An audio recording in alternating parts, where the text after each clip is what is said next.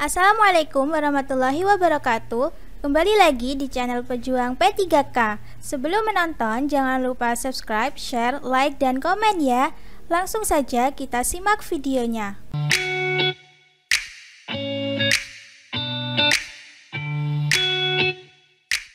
1. Dokumen ringkas dan netral yang berfokus pada isu tertentu yang membutuhkan perhatian pengambilan kebijakan yang memaparkan alasan rasional pemilihan alternatif kebijakan tertentu yang ada pada tataran perdebatan kebijakan disebut A. Policy brief, B. Policy memo, C. Policy paper, D. Makalah kebijakan, E. Artikel kebijakan. Jawabannya adalah A. Policy brief. Pembahasan. Policy brief adalah dokumen ringkas dan netral yang berfokus pada isu tertentu yang membutuhkan perhatian pengambilan kebijakan yang memaparkan alasan rasional pemilihan alternatif kebijakan tertentu yang ada pada tataran perdebatan kebijakan. 2. Kajian dan analisis kebijakan adalah kegiatan mengkaji dan menganalisis kebijakan dengan menerapkan prinsip-prinsip A. Profesional, independen, integritas, efisien, efektivitas. B. Profesional, akuntabilitas, integritas, efisien, dan efektivitas. C. Profesionalisme, nasionalisme, akuntabilitas, dan integritas. D. Integritas, independen, rasionalisme, dan profesional. E. Profesionalisme, independen, akuntabilitas, dan integritas.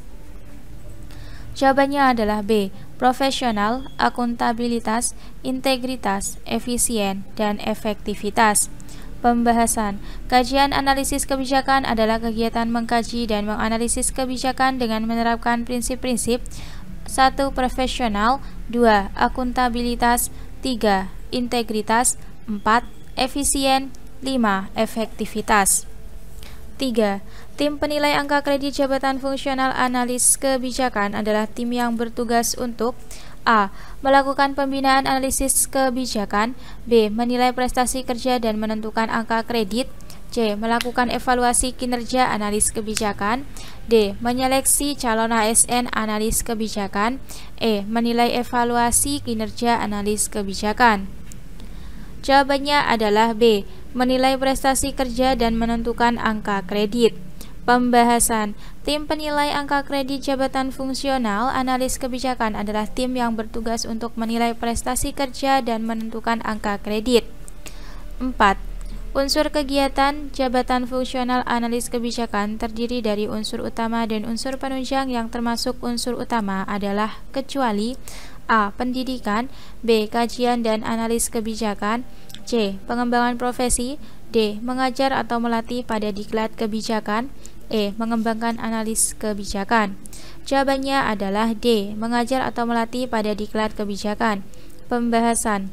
Unsur kegiatan jabatan fungsional analis kebijakan terdiri dari unsur utama dan unsur penunjang yang termasuk unsur utama adalah 1. Pendidikan, 2. Kajian dan analis kebijakan, 3. Pengembangan profesi. 5.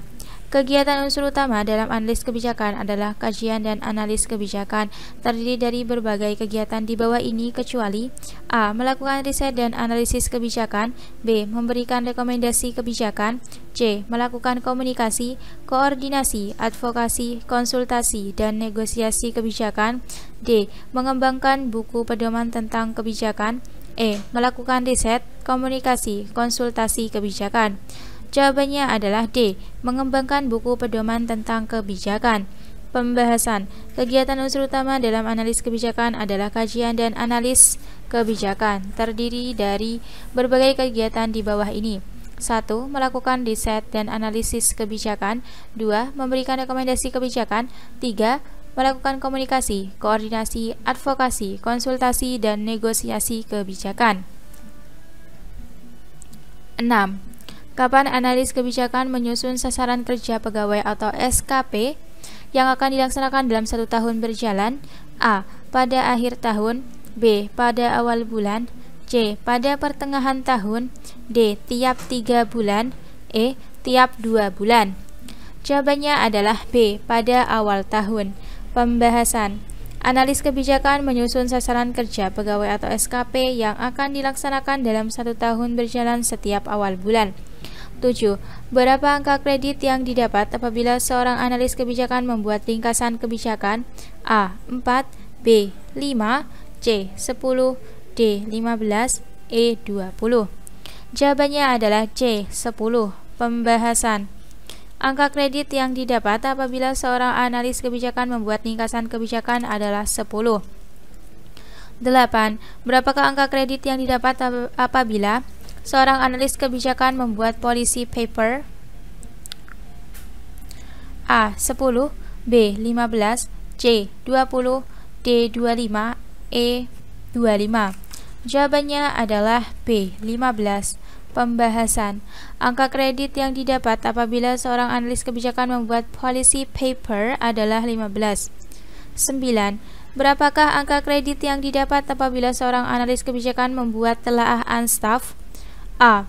5, B. 8, C. 10, D. 15, E. 18. Jawabannya adalah A. 5. Pembahasan. Angka kredit yang didapat apabila seorang analis kebijakan membuat telaah unstaff adalah 5. 10. Kompetensi analisis kebijakan meliputi kemampuan analisis dan kemampuan A. Kemampuan teknis, B. Kemampuan manajemen, C. Kemampuan politis, D. Kemampuan administrasi, E. Kemampuan sosial. Jawabannya adalah C. Kemampuan politis. Pembahasan. Kompetensi analisis kebijakan meliputi kemampuan analisis dan kemampuan politis. 11. Analisis kebijakan yang tidak dapat dicapai target angka kredit. Berapa yang dijatuhi hukuman disiplin sesuai peraturan perundang-undangan? A. Di bawah 50%, B. Di bawah 60%, C. Di bawah 70%, D. Di bawah 75%, E. Di bawah 80%. Jawabannya adalah A. Di bawah 50%. Pembahasan. Target angka kredit di bawah 50% dalam analis kebijakan akan dijatuhi hukuman disiplin sesuai peraturan perundang-undangan. 12. Unsur kegiatan jabatan fungsional analis kebijakan terdiri dari utama dan penunjang yang termasuk dalam unsur penunjang kecuali A. Mengajar atau melatih pada diklat, B. Berperan aktif dalam seminar lokakarya atau konferensi delegasi ilmiah di bidang analis kebijakan, C. Menjadi pengurus atau anggota dalam organisasi profesi analis kebijakan, D. Membuat modul bahan ajar diklat kebijakan, E. Aktif dalam diklat. Jawabannya adalah D. Membuat modul bahan ajar diklat kebijakan. Pembahasan. Unsur kegiatan jabatan fungsional analis kebijakan terdiri dari utama dan penunjang. Yang termasuk dalam unsur penunjang adalah 1. Mengajar atau melatih pada diklat, 2. Berperan aktif dalam seminar lokakarya atau konferensi delegasi ilmiah di bidang analis kebijakan, 3. Menjadi pengurus atau anggota dalam organisasi profesi analis kebijakan. 13. Seorang analis kebijakan dapat dinaikkan pangkat apabila memiliki masa kerja paling sedikit A. 1 tahun, B. 2 tahun, C. 3 tahun, D. 4 tahun, E. 5 tahun. Jawabannya adalah B. 2 tahun. Pembahasan. Seorang analis kebijakan dapat dinaikkan pangkat apabila memiliki masa kerja paling sedikit 2 tahun. 14. Berikut merupakan kemampuan yang harus dimiliki oleh seorang analis kebijakan publik menurut Howlett kecuali A. Kemampuan mengikuti aturan sesuai birokrasi masing-masing, B. Kemampuan memanfaatkan hasil pemetaan lingkungan dan analisis tren, C. Kemampuan memanfaatkan hasil penelitian berbasis statistik dan terapan, D. Kemampuan menyelenggarakan forum konsultasi dan mediasi, E. Kemampuan memanfaatkan hasil analisis. Jawabannya adalah A. Kemampuan mengikuti aturan sesuai birokrasi masing-masing. Pembahasan. Berikut merupakan kemampuan yang harus dimiliki oleh seorang analis kebijakan publik menurut Howlett, yaitu 1. Kemampuan memanfaatkan hasil pemetaan lingkungan dan analisis tren, 2. Kemampuan memanfaatkan hasil penelitian berbasis statistik dan terapan, 3. Kemampuan menyelenggarakan forum konsultasi dan mediasi. 15. Perubahan aktual yang dihasilkan output kebijakan dalam monitoring dan evaluasi kebijakan disebut A. Policy inputs, B. Policy output, C. Policy process, D. Policy impacts, E. Policy validity. Jawabannya adalah D. Policy impacts. Pembahasan Policy Impacts adalah perubahan aktual yang dihasilkan output kebijakan dalam monitoring dan evaluasi kebijakan. Terima kasih sudah menonton video ini. Jangan lupa like, comment, share, dan subscribe channel ini. Sampai jumpa di video selanjutnya. Semangat pejuang P3K!